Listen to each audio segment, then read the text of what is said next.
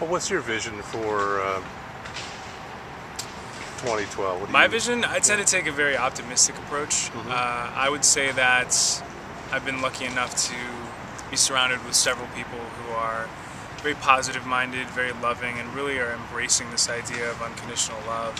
And I think that as long as we can keep that movement alive and strong, then I have no fears regarding 2012. I think that those people that want to attract those negative things in their life, they will. And those people who want to attract the opposite or another side of that will as well. And it's really just about finding balance. Well, here's so many dramatic interpretations. So you think it's going to be very gentle, sort of thing? So. Yeah. I mean, it's going to be gentle for some. It's going to be not so gentle for others. It really is going to be dependent upon your own, what you're putting out there. You can call it karma. You can call it your vibration. You can call it a number of things, but it's really going to be dependent on what's going on inside of you. I think that'll ultimately be reflected in your environment as well. What would you say to people that are afraid of 2012 to reassure them? I would say there's nothing to be afraid of. I'm no more afraid of 2012 than I'm afraid of tomorrow morning. You know, it hasn't happened yet. We don't know what's going to happen. And prematurely deciding to be afraid, I think, is the biggest mistake you can make. Although when you see movies like 2012 where the whole tectonic planet breaks apart, and sure.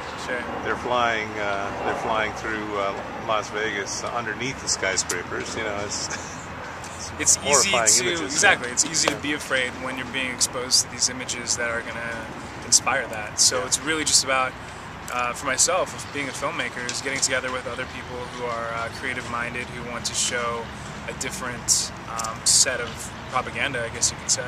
Let's talk about your Ancient Tomorrow project for a second. How's that coming along? It's going pretty well. We're moving along at a really fast pace. Not quite as fast as we had hoped before. Sure. But nonetheless, everything's going really well. We have some great support for it. Just a wonderful project. We're excited.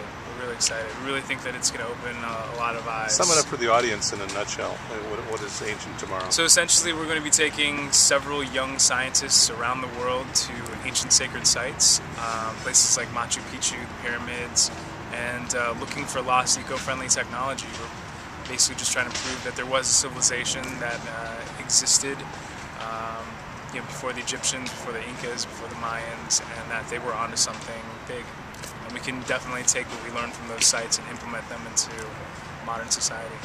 Tying back to 2012, the calendar being so accurate, amazingly accurate for something that was devised in primitive times, do you think there's your friends from Ancient Tomorrow, potentially, whoever they were, were involved with the Mayan calendar? It's very possible. Yeah. Again, there's so much evidence that kind of points to the idea that they were somehow communicating, or they were on at least the same inventive scale, I guess you could call it. Well, if you think of the Western world, up until Columbus, we thought the world was flat. Exactly. And here these Mayans were actually predicting the alignment of our entire solar system thousands of years ago. Exactly. It's crazy. I don't understand how they did it, really. That's what we hope to eventually figure out. Hope to learn from what they knew and implement it into our current scope of what we know. Well, I really want to thank you. I consider you a great authority on these matters with all the research you've been doing for Ancient Tomorrow, and thanks for stopping by the Dream Shield here. Absolutely, my pleasure.